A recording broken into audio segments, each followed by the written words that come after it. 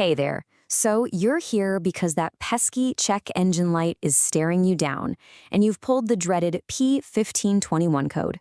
Well, don't sweat it. We're going to break down exactly what that means and, more importantly, how you can get it sorted. Let's jump right in. So you plug in that little scanner, and it spits back P1521. It's kind of frustrating, right? You know something's not quite right, but what is your Jeep really trying to tell you? That's the first thing we're going to figure out.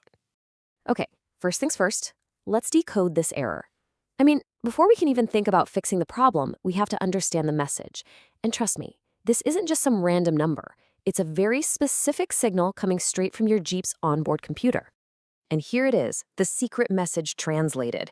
P1521 simply means that your powertrain control module, you can just call it the PCM, it's basically the brain of your engine, has noticed that the oil flowing through the engine isn't the right thickness. It's either too thin or it's too thick. Now, you might be asking, so what? Why does the oil thickness matter so much? Well, it's a huge deal because it can really throw a wrench in something called the variable timing control system.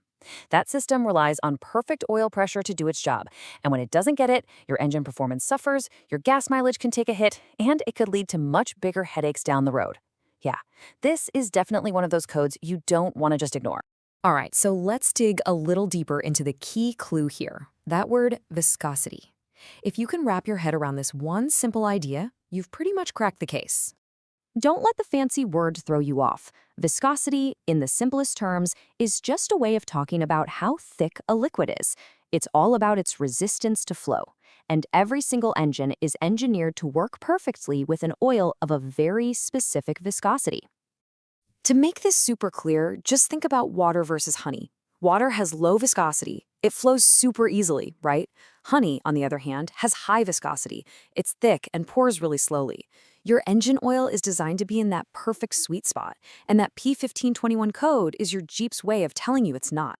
Okay, now that we know what the problem is, the oil thickness is off, let's put on our detective hats and figure out why it's happening.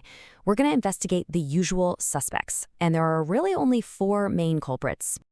And here's the really good news. We're not talking about a huge list of possibilities. It almost always boils down to one of these 4 pretty straightforward things to check out.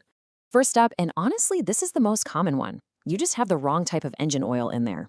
The fix? It's simple. You just got to check that owner's manual and get the right stuff. Second, your oil could be contaminated. We're talking fuel, coolant, or just plain old gunk getting in there and changing its thickness.